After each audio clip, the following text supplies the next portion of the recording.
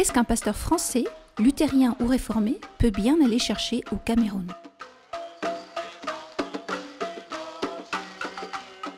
Mai 2011, pour la seconde fois, le service protestant de mission des FAP et la CPLR, Communion protestante luthéro-réformée, organisent un stage de formation pastorale dans un pays d'Afrique. Après le Sénégal en 2009, une douzaine de pasteurs français ont pu vivre en 2011 un stage d'immersion culturelle dans la réalité protestante camerounaise.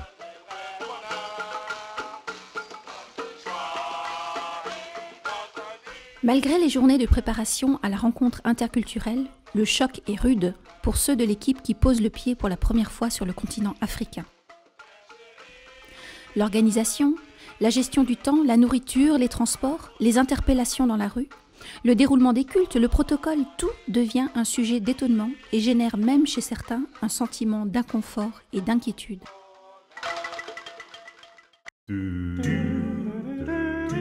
Le stage intègre aussi 12 pasteurs camerounais, chacun issu d'une des églises qui composent le CEPCA, Conseil des églises protestantes au Cameroun.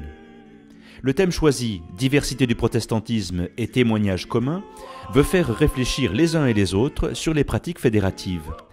Que sommes-nous prêts à vivre et à faire ensemble en tant que protestants ? La superficie du Cameroun représente 85% de celle de la France. Mais la population, très jeune, n'atteint pas encore 20 millions d'habitants. 41% de cette population a moins de 15 ans. Le Cameroun compte plus de 200 ethnies et dialectes. Au nord, on trouve principalement des Peuls, qui sont aussi implantés dans toute la région sahélienne jusqu'au Sénégal. Et au sud se côtoient les Douala, les Bamileke, les Bamoun. Le Cameroun se situe à la jonction entre l'Afrique occidentale et l'Afrique équatoriale. Les forêts tropicales humides au sud du pays font progressivement place, en allant vers le nord, à la savane puis à la steppe. Le bois tropical, le pétrole, le cacao représentent les principales exportations. Le président Paul Biya se maintient au pouvoir depuis près de 30 ans après avoir modifié la Constitution pour rendre la chose possible. Sur le plan religieux, le christianisme touche entre 40 et 50% de la population, l'islam 20% et les croyances traditionnelles représentent encore 30%. Le protestantisme s'est implanté au Cameroun au début des années 1840 sous l'impulsion de Jamaïcains libérés de l'esclavage, désireux de revenir en Afrique pour évangéliser. Les missions catholiques sont arrivées vers 1890 dans le sillage de la colonisation allemande. Après la Première Guerre mondiale, l'Allemagne perd ses colonies et le Cameroun passe sous la double influence coloniale de la France et de l'Angleterre. L'indépendance politique du Cameroun français est proclamée le 1er janvier 1960 et le pays réunifié en 1961. À partir de 1968, les églises et missions protestantes ont tenté de se regrouper au sein d'une fédération. Le Conseil des églises protestantes au Cameroun, créé en 2005, regroupe 11 églises, toutes issues des missions protestantes étrangères qui s'étaient partagé le territoire camerounais pendant la période coloniale. On notera que ni les adventistes ni les pentecôtistes, pourtant très nombreux, ne font encore partie de cette fédération.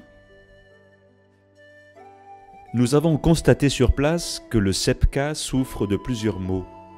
Au dire des responsables, chaque église membre continue à se comporter comme si elle était seule. D'ailleurs, plusieurs d'entre elles désertent l'Assemblée générale et la plupart ne paient pas leurs cotisations. Le CEPCA rencontre de très graves difficultés financières et ne survit que grâce à une subvention des missions allemandes qui ont annoncé un retrait progressif. Autre difficulté, chaque église crée ses œuvres sociales ou ses structures éducatives sans aucune concertation avec les autres. Toutes partent ensuite en ordre dispersé pour faire la chasse aux subventions, quelquefois auprès des mêmes bailleurs de fonds. Résultat, le CEPCA est incapable aujourd'hui d'organiser une vie fédérative. Même le dimanche de la Réformation, manifestation traditionnelle de l'unité des protestants, a dû être annulé l'an dernier, faute de responsables pour l'organiser. Un projet de création d'aumônerie aux armées ou d'aumônerie des prisons est en panne depuis 2 ans. Chaque église suspecte l'autre de vouloir tirer la couverture à elle.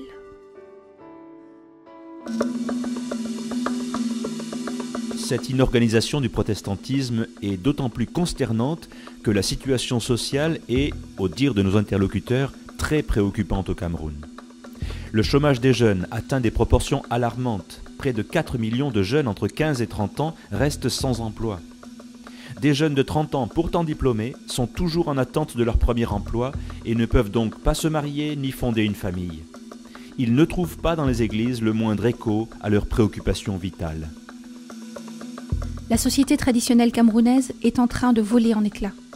Le taux de divorce, les violences faites aux femmes, d'exploitation des enfants sont en constante progression. La structure familiale n'assure plus comme autrefois la protection des individus. Les églises néo-pentecôtistes surfent sur cette vague d'individualisme et proclament un salut personnel qui fait fi de toute forme de solidarité. Certaines voix commencent à s'élever pour dénoncer le décalage des églises avec la population. Les églises parlent dans le vide. Elles débitent un discours religieux convenu d'avance qui n'a pas de rapport avec le quotidien des gens. Elles cautionnent le pouvoir politique qui ne cherche qu'à se maintenir, mais qui ne prend pas les mesures courageuses nécessaires pour changer le quotidien des Camerounais. Le Cameroun apparaît de plus en plus comme un volcan qui peut exploser à tout moment.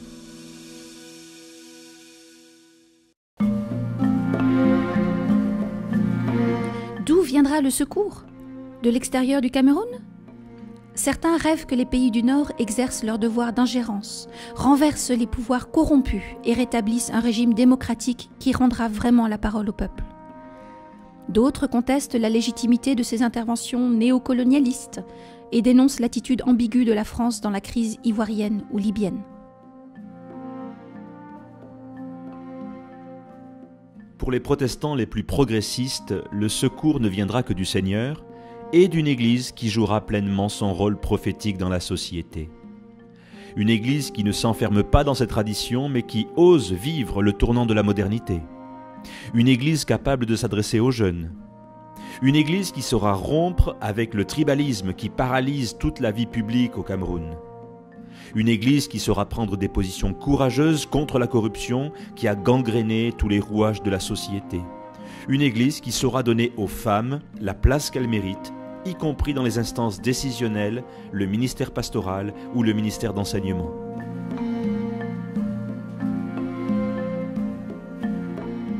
Une Église qui se donnera aussi les moyens d'un témoignage crédible, qui mettra la bonne nouvelle de Jésus-Christ en action dans des œuvres sociales reconnues, qui saura inventer une nouvelle forme de pédagogie visant à responsabiliser les hommes et les femmes à tous les niveaux de leur implication sociale.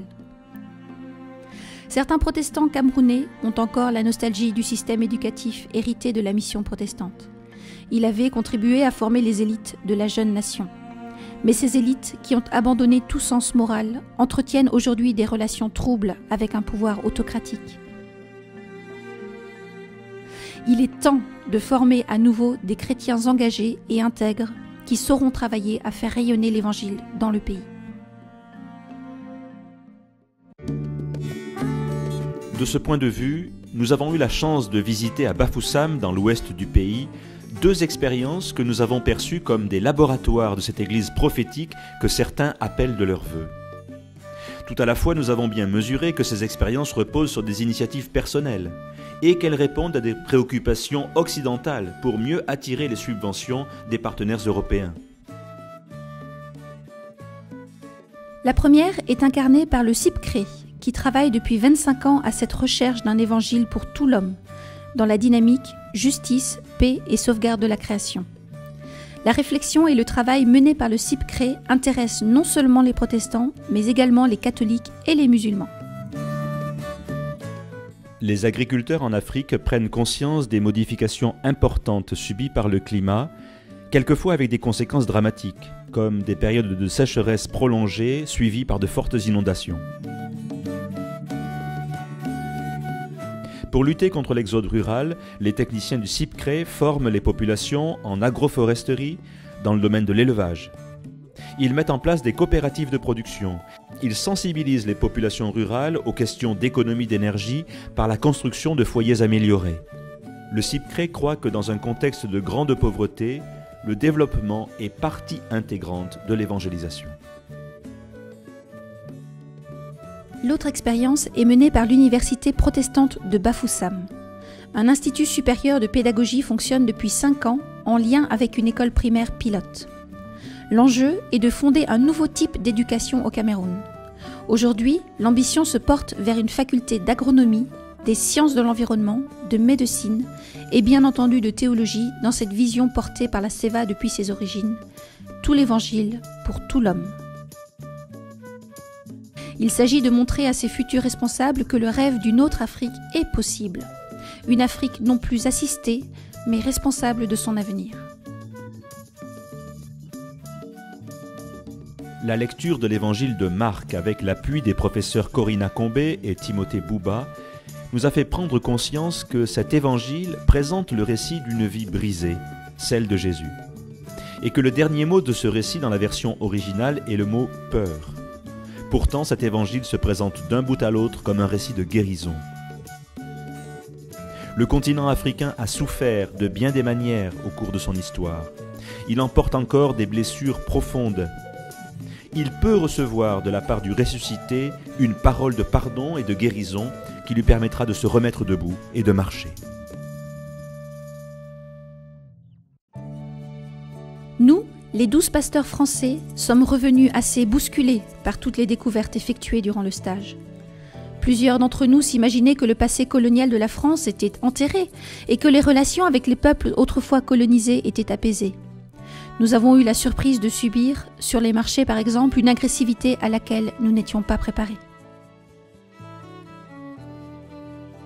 Ce séjour a permis à certains d'entre nous de découvrir l'Afrique et l'universalité de l'Église, mais nous avons tous été touchés par la fréquentation de nos collègues camerounais et par la profondeur de leur réflexion. Cette rencontre si intense nous a questionnés sur la manière dont nous-mêmes, en France, nous accueillons les étrangers. Quelle relation acceptons-nous d'avoir avec des pasteurs d'origine étrangère? Comment accueillons-nous les protestants venus d'ailleurs dans nos communautés? Quelle place leur accordons-nous? Être une église accueillante, c'est non seulement une exigence évangélique, mais aussi un message politique adressé à une société recroquevillée sur elle-même, qui voit dans l'altérité la source de tous ces maux. Nous avons été profondément touchés par l'intensité de cette rencontre, par la joie des échanges, par la confiance que nous avons ressentie et qui a balayé toutes nos inquiétudes. Il fallait vraiment aller sur place pour vivre quelque chose d'aussi fort. La ferveur rencontrée dans les cultes au Cameroun, où les assemblées atteignent facilement 1000 à 2000 personnes, nous fait prendre conscience de la profonde déchristianisation de notre société occidentale. Et tout à la fois, nous revenons convaincus du rôle prophétique que nos églises doivent jouer dans le contexte où elles sont placées. Parce que nous partageons cette mission prophétique en France comme au Cameroun, il est nécessaire de rester en lien les uns avec les autres pour nous épauler et partager notre compréhension de l'Évangile pour aujourd'hui. En lisant la Bible avec nos frères et sœurs camerounais, nous avons compris que la rencontre avec le Christ vivant nous permet de surmonter notre passé et notre présent corrompu, et qu'elle nous ouvre à un avenir neuf, inscrit dans l'amour de Dieu pour nous.